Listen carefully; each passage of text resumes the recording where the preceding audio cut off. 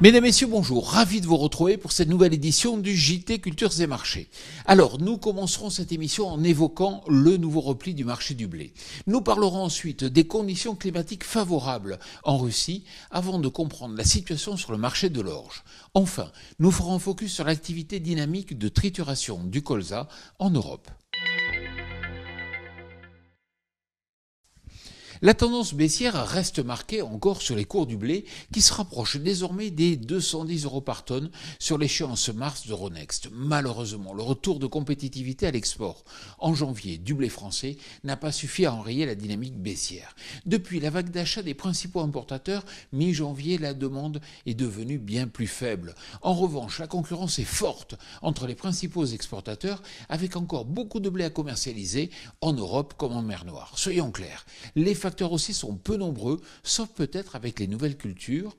En effet, les intempéries de l'automne ont entraîné de fortes pertes d'emblavement de blé en Europe. Tout va donc dépendre du bon développement ou pas des cultures en place. En Russie, les conditions climatiques sont toujours favorables au développement des cultures. Les analystes locaux estiment ainsi que la production russe de blé sera une nouvelle fois supérieure à 90 millions de tonnes, et cela pour la troisième année consécutive. Cette performance est d'autant plus étonnante que la production russe était de seulement 52 millions de tonnes il y a 10 ans. La morosité gagne aussi le marché de l'orge. Il faut dire que la demande est fortement ralentie et l'amélioration des relations entre la Chine et l'Australie exclut de fait l'origine française dans les appels d'offres. L'orge française doit donc retrouver la compétitivité et sans retour de la demande, les stocks de report seront importants, de l'ordre de 2,1 millions de tonnes selon France Agrimaire et au plus haut depuis 2011.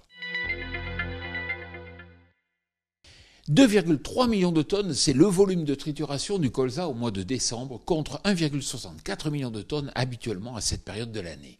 En effet, la bonne récolte européenne de l'été et les flux d'import de colza ukrainien ont apporté une disponibilité confortable permettant aux triturateurs d'accélérer leur activité.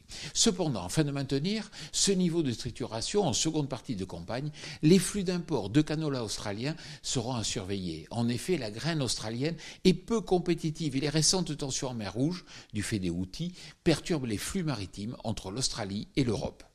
Voilà, le JT Culture et Marché, c'est terminé. Je vous souhaite bien sûr une excellente semaine.